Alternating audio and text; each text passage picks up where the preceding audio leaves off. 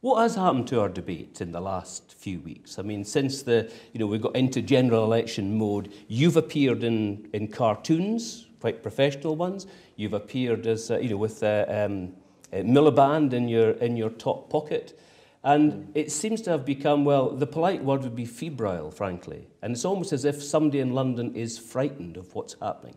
Oh, I think it's definitely motivated by fear, but I quite liked the top pocket thing because I reckon it was modelled on Kevin Spacey in House of Cards.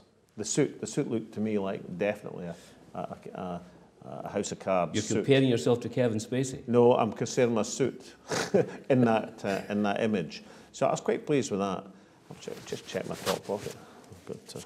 Oh, it's just me. But endless bank cards, of course. I think I learned something a long time ago. People will be surprised to know. 1992, if I remember correctly, where we had a terrific idea for a poster, a campaign poster, which was that Michael Forsyth, who was a very, very unpopular Conservative minister in Scotland, he announced that if the SNP won the election, he would leave the country. He would go south. So I thought, that's interesting. He's really unpopular. So we had a poster, Michael for South, which we thought was so witty. And we had him at Waverley Station or something, trying to get the last sleeper out. And we printed 100,000 of these things to give away in the last Saturday of the campaign. Hardly a single person would take them. People were tearing them up in the street. Was it not funny? It just didn't work, you mean? No, it was funny enough. Just everybody assumed it was a Tory leaflet because it had his picture on it.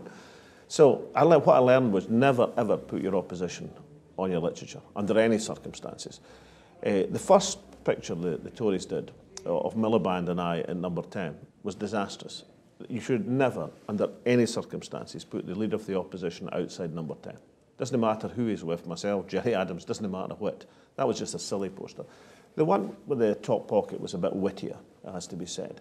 But even so, you will not find in any posters I have anything to do with, which probably encompasses the whole of Gordon constituency now, me putting my opponents on our literature.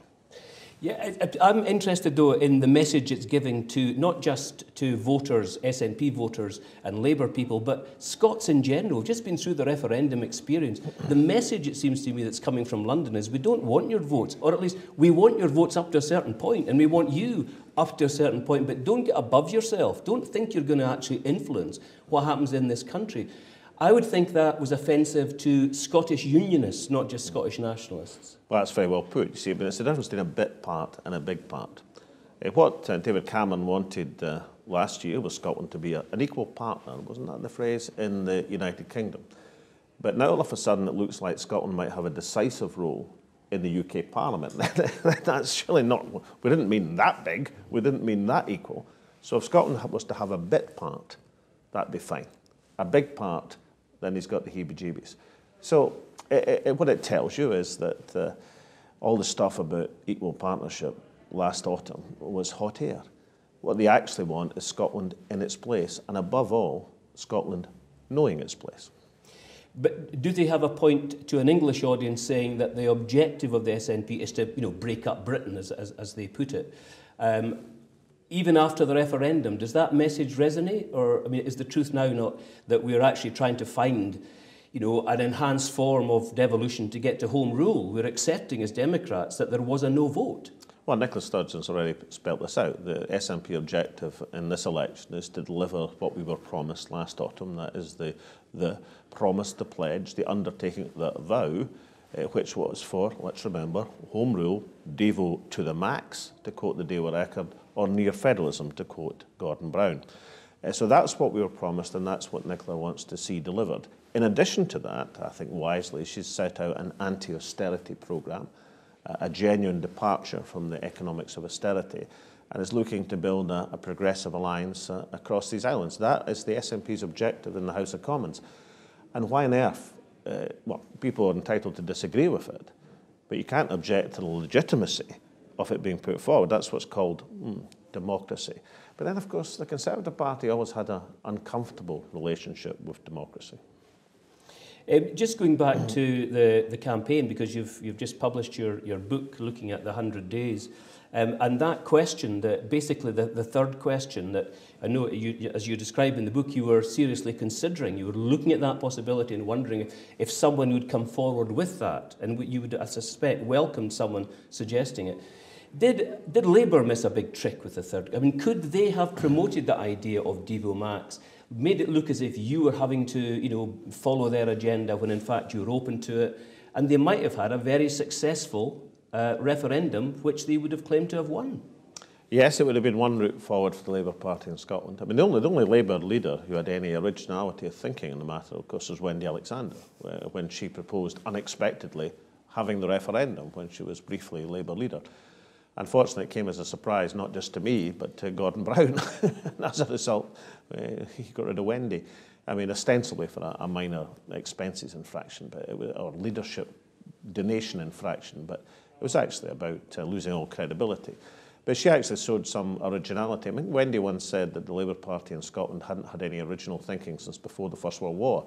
Well, she actually supplied some, like a century later, and unfortunately that brought about her political demise. And did they miss a trick with this, do you think? Yeah, I mean, if you'd been the Labour leader, put it that way, just imagine that. But I mean, if you had been in the position of Joanne Lamont, is that what you would have been thinking? Well, let's not say I would have been the Labour leader. What would Keir Hardie have done if he'd been Labour leader? As I remember in Mid-Lanark, Keir Hardie, the first thing in his manifesto was Home Rule for Scotland. I think the second one was temperance, and socialism was third.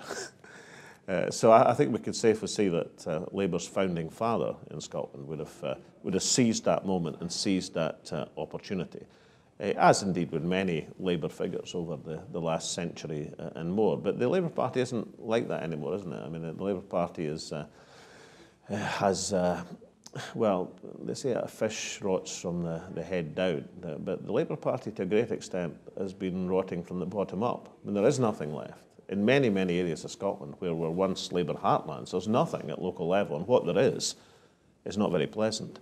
So you're not talking about an organisation which is capable of that sort of original thinking, or for that matter, that sort of thinking to go back to its origins.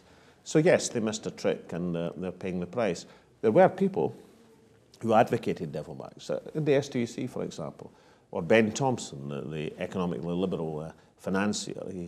He was articulating it, but unfortunately there wasn't enough of a genuine momentum for Devo to the Max home rule for me to legitimately be able to say here is an articulation which is not the government's, because we were arguing for independence. It had to be a genuine articulation of it, and therefore I just had to accept there wasn't the groundswell to put it forward, and therefore, and I admit it freely in the book, I kept banging on about it for political reasons, because I knew that the Tory obsession was to have a straight yes-no referendum on the basis that Linton Crosby had told David Cameron that we would get less than 30% of the vote, the yes side, at that stage, at the end of 2011.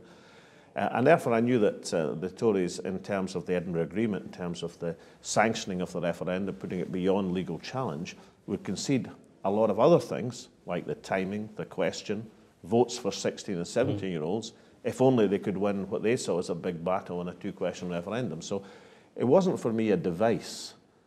But when it became a device, when I realised I couldn't get the groundswell for a second question, or 3 questions, then it was a very useful one.